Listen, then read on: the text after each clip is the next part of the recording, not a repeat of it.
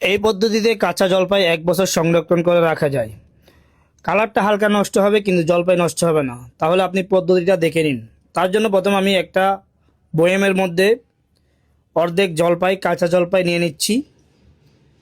তার মধ্যে দিয়ে দিচ্ছি দেশি রসুন, 2টা রসুন আমি কোয়া করে এখানে নিয়ে নিচ্ছি।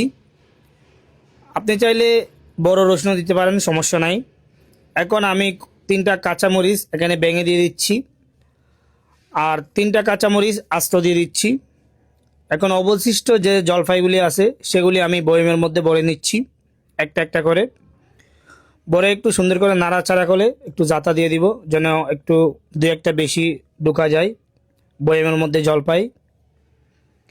এখন আমি যেভাবে করতেছি সেম প্রসেসটা আপনারা ফলো করবেন। আপনার এই জলপাই ফ্রিজের বাইরে রাখলেও নষ্ট হবে না। কালারটা হালকা নষ্ট হতে পারে কিন্তু জলপাই নষ্ট হবে না ইনশাল্লাহ।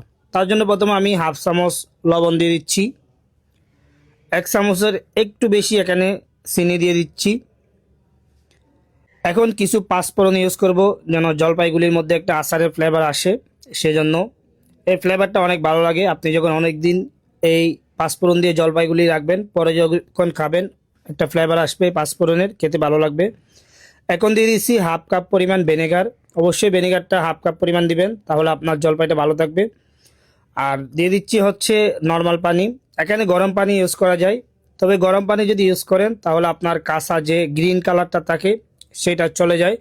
সেজন্য আমি নর্মাল পানি ইউজ করছি।